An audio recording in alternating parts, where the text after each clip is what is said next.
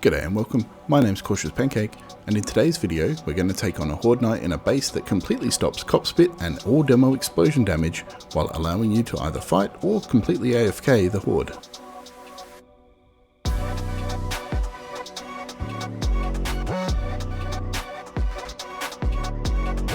Called Pit 32 for reasons that will become obvious later, the goal for this base was to take my 3x3 explosive pit, which is my most effective combat base, and mitigate its one main weakness, which was the damage that cop and demo explosions did to the pit. Starting off with a walkthrough, this is obviously a bedrock pit base with a suspended horde base on top. I've left off a crafting base for this version to keep it clean, but it is designed to be combined with a crafting base, which I can show in a later video. You enter the base by jumping on these blocks, and while they aren't connected to the outside they could be, as they are zombie force field blocks and the zombies don't see them as a valid path. On top there's some basic lighting setup and some SMG turrets for vulture defense. 4 is probably overkill, but there you go. Within the base there's nothing particularly special, just a ladder down to the storage level where you can keep your Horde Night supplies, and a final combat level to allow for the fighting, obviously focusing on explosives. Heading back up top, let's talk about the overall construction. The base is a 5x5 basic pillar, using full cube blocks for their ability to hide you from the cops. This stops the cops from wanting to spit at you on the way down.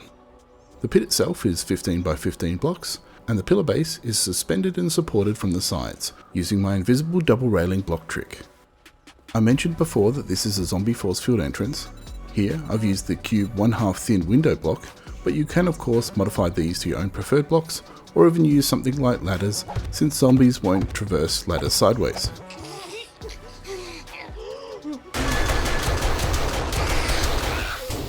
Okay, so maybe sideways ladders aren't a good idea, stick with the force field.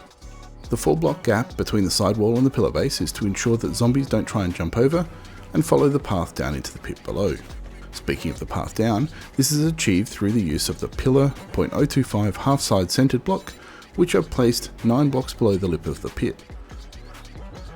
This is a technique I first saw on King of the Zed's channel, and it's perfect for getting the zombies to see a path down. The zombies of course want to get to the same level as the player, but the half pole size means that they nearly always miss it.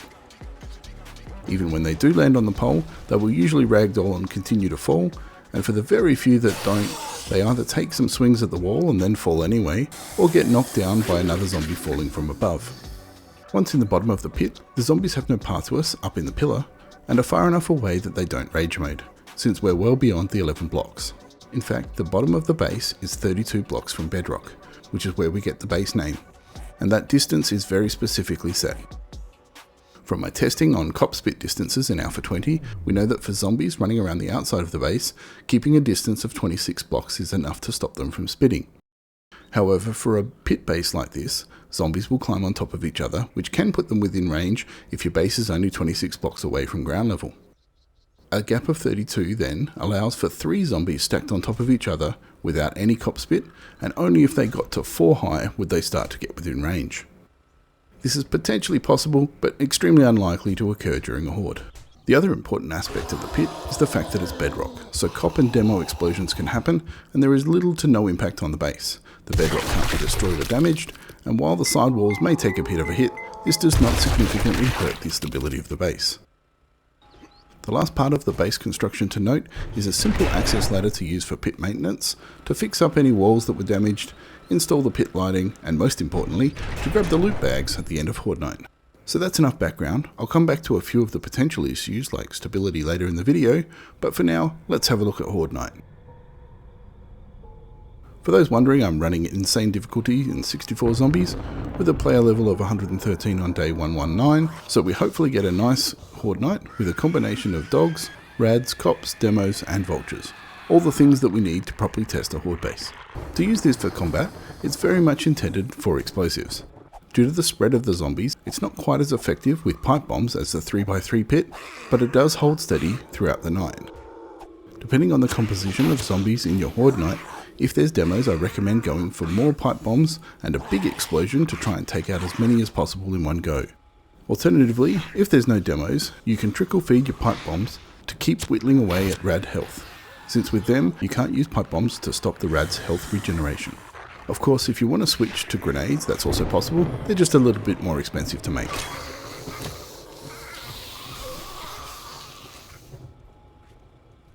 And lastly, if you have the means, a rocket launcher is always a good time and allows for some impressive hits on the large groups of zombies below. So let's whip through Horde Night and see how things look at the end.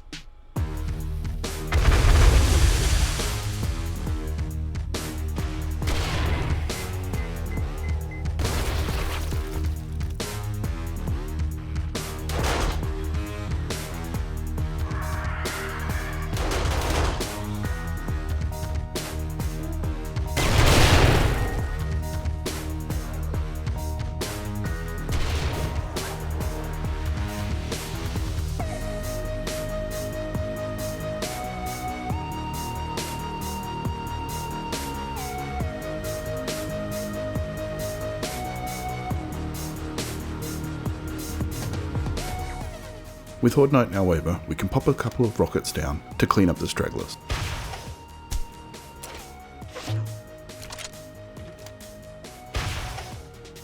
That looks like it's taken care of most of them. Now just a grenade to tidy up the rest. Like that. Now there's just one more hiding in the corner.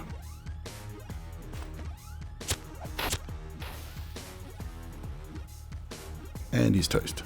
From there, it's time to check out how much damage there was. I didn't see any spit during the horde at all, so as expected, there's no damage to the floor. A few of the wall blocks did get hit. This is due to vulture attacks as they fly down the side sometimes, before they path up top and get taken out by the SMG turrets. Same situation on top, with a little damage to blocks here and there, but it's generally only a single hit or two, so very easy to repair. The lip block on the edge of the pit doesn't look like it's taken any damage that I can see. Occasionally a zombie will get stuck in its pathing and beat on these, but it does nothing that can significantly threaten the base.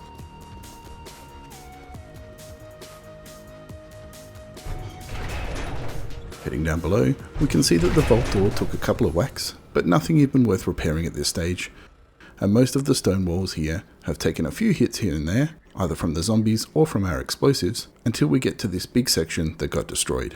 Most of this damage was from a single demo that exploded after being sent sideways by a pipe bomb blast and detonated next to the wall. The zombies did a bit more damage to it from there, but nothing that matters. You can of course fill this hole in after Horde Night with stone terrain from the cement mixer or any block you choose if you want to make it stronger over time. Now I mentioned at the start of this video that this base can also support an AFK mode, and to make sure it can, let's rewind back to the start of Horde Night and see how it goes. Obviously we'll still need the turrets for vulture defense, but apart from that it should be fine to just sit here and wait for the zombies to do their thing.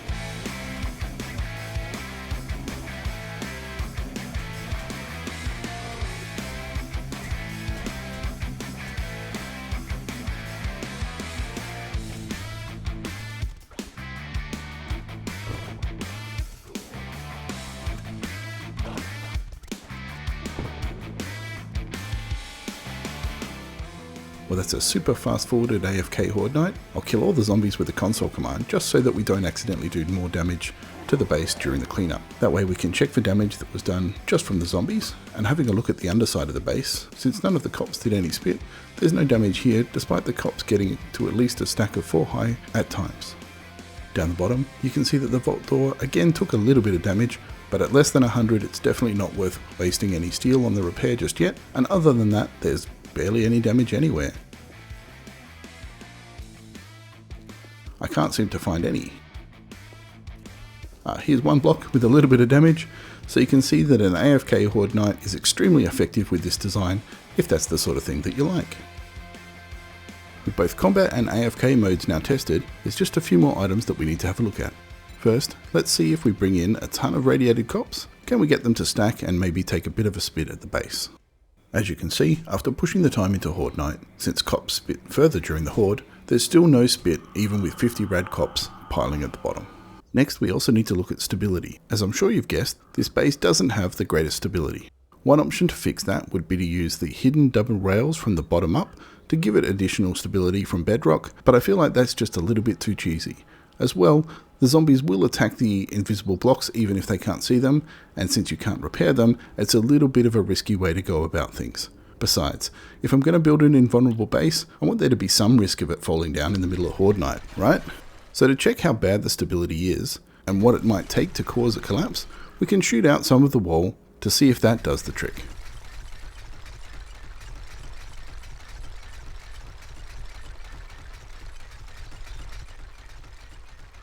Well, after taking out way more blocks than you'd ever lose during a Horde Night, the base is still standing, although it's starting to lose some of its integrity, but not enough to stop it from being a workable base.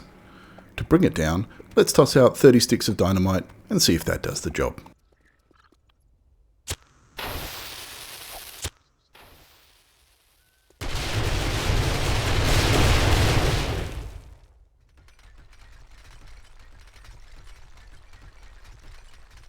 With the base now destroyed, you might be wondering how to build it. First, find a flat spot of ground, preferably at around plus 40 or so of elevation. The higher you are above 40, the more building you'll have to do, but below 40 the base gets really small, which might be okay depending on what you're going for. From there, dig out a 15 by 15 square trench 1 block deep so that it looks something like this. Fill the trench with concrete blocks, noting that you'll need to use concrete or steel so that the side supporting design has enough stability. Cobblestone, wood or frames aren't going to be enough. Once the blocks are in place, dig out all the dirt inside, then mark out a 5 by 5 section in the middle. This is done by moving in 4 blocks from each edge. When you're happy with the placement, replace or upgrade the frames to concrete. Next, select the Catwalk V2 rail-only double-double end, which I'll usually just call the double-double, and use it to attach the inner ring of concrete to the outer one for all 5 blocks in all 4 directions. With that done, it'll look exactly the same, since the double-double blocks are now invisible, but the inner ring is now supported from the outside. From there, build up the pillar walls a little bit, and attach your favourite force field block. If you're looking for other force field blocks, check out my video from Alpha 21, as these are all still working. Once that's done, dig out all the dirt another 2 blocks underneath, and you can see that the base is now supported from mid-air. Now it's really time to get digging, all the way down to bedrock, on the inner 14 by 14 area. I'm going to cheat, since we want this to not take forever, but here's how it should look when you are done. Next, from the bedrock level, take a note of your current elevation, and then climb 32 blocks upwards to where the base level needs to be. For me, that's from plus 3 to plus 35. Then, with some fancy footwork and scaffolding, build out the bottom 5 by 5 plate,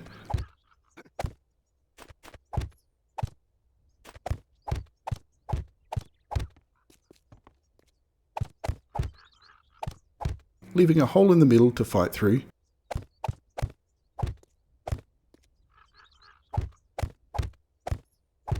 and start attaching the base level to the side by embedding the concrete block into the wall, then using the double-double blocks back from there. Keep a plaster cast or 2 on you for this part, as you'll probably take a dive at some point if you're like me. Once this is done, you'll have a base plate supported from the sides, and you can build up the wall and add the ladder to climb out.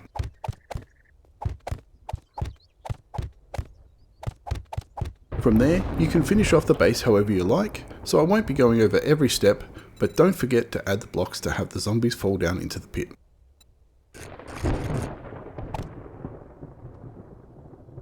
You may also want to add an additional row of support into the side wall. Depending on how tall your base is, it may or may not need it.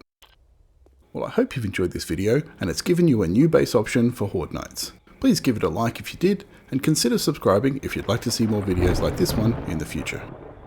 Thanks must go to my awesome supporters from Patreon, thanks to you as well for watching, and as always, happy building. Oh, and I should also mention, this base can also make zombies vanish.